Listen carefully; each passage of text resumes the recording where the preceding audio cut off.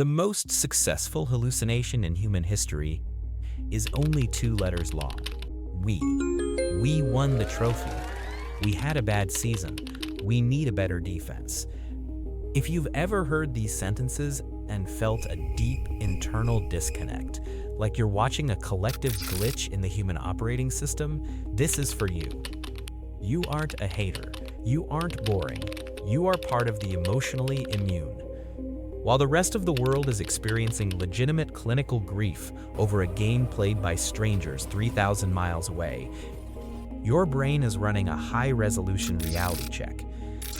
Today, we are dissecting the neurobiology of why sports obsession fails on certain brains, the attention heist of the gambling economy, and why your apathy might actually be a competitive superpower. It's Monday morning. You walk into the office, and the atmosphere feels like a funeral. The guy at the front desk is staring blankly into a lukewarm coffee. Your manager, a man who prides himself on logic and cold efficiency, looks like he just lost a direct family member. You ask how the weekend was, and the response is a hollowed-out sigh. The Niners choked. The Bron is 39, and the front office is doing nothing. You stand there nodding politely, but internally you're running a diagnostic. You are witnessing a full-grown adult experience trauma over a game in which he had 0 participation. To the outside world, this is just being a fan. To you, it looks like a parasocial hijacking. If you've ever felt like an alien in a sports bar, wondering why your brain refuses to release dopamine when a ball goes through a hoop, you need to understand that your brain isn't broken. It's selective. It's wired for a different kind of survival. Let's talk about the linguistic magic trick. From a purely logical standpoint, the we is a fantasy. You didn't run the 40-yard dash in 4.3 seconds. You didn't spend 12 hours in a film room studying defensive rotations. You didn't risk a grade 3 hamstring tear for a city's honor. In reality, the relationship is strictly transactional. You are the customer, and they are the product. Psychologists call this identity fusion. It's a state where the borders between the self and the group become porous.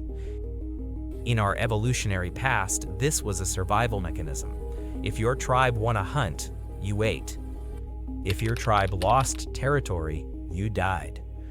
The modern NFL or NBA team is a synthesized tribe.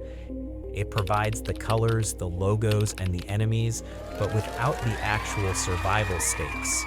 When an obsessive fan says we, their brain is undergoing something called BIRGing, basking in reflected glory. When the team wins, the fan's brain experiences a massive surge of testosterone and dopamine, as if they were the ones hoisting the trophy. It's a biological shortcut to a sense of accomplishment. But for the immune brain, this mechanism is different. Your brain runs a background check. It asks, is this victory mine? Did I influence this outcome? When the answer is no, your brain refuses to release the reward chemicals. It demands primary victories, the ones you actually earned. This isn't a lack of emotion, it's an integrity of identity. To understand the intensity of this obsession, we have to look at the trauma.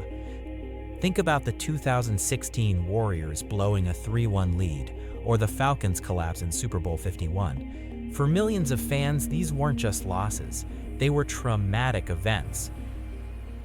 Studies show that after major sports losses, local hospitals see spikes in cardiac events and citywide productivity drops. This happens because the brain cannot distinguish between a simulation and reality once it has committed to the we. The immune mind, however, sees the simulation for what it is. When you see a missed field goal, your brain quietly notes that your bank account is the same, your health is the same, and your actual life is identical to 5 minutes ago. Your brain has a safeguard against something called corfing, cutting off reflected failure. While the fan is spiraling into a week-long depression because a 22-year-old stranger missed a free throw, you are effectively emotionally mortgaging. You are refusing to invest your mental capital in a volatile market where you have zero control over the outcome. The attention heist and the gambling economy. The industry knows that more people are becoming immune. They realize that watching a ball move back and forth isn't enough to sustain a sense of purpose in the 21st century. So, they've introduced artificial stakes, the gambling economy. You are bombarded by parlay offers because they want to force a survival response in your nervous system. If you have $500 on the line, your brain has to care. They are literally trying to colonize your attention by putting your survival resources, your money, into the game. Think about the modern sports dynasty as a content franchise. Every trade rumor, every legacy debate about MJ versus LeBron, every insider tweet is designed to increase your sunk cost. The more time you spend debating, the harder it is to walk away. The average diehard fan spends 15 hours a week on sports. That is 780 hours a year. Over a decade, that is nearly 8,000 hours.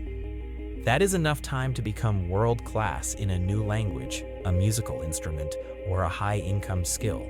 The immune brain recognizes this as a low ROI activity. When you feel that internal boredom, it's actually your brain trying to pivot you towards something with compound growth. There are two types of people, those who need external narratives to feel a sense of progression, and those who generate their own. When you don't care about sports, you aren't missing out on community. You are choosing a community based on direct contribution. You'd rather be in a gym moving your own weights than watching someone else lift a trophy. You'd rather be coding your own app than watching a GM build a roster. You'd rather be the main character in a story that actually pays you. This is the competitive mindset. By opting out of the sports cycle, you reclaim prime cognitive focus. You aren't playing for a season. You're playing a game where the victory doesn't expire.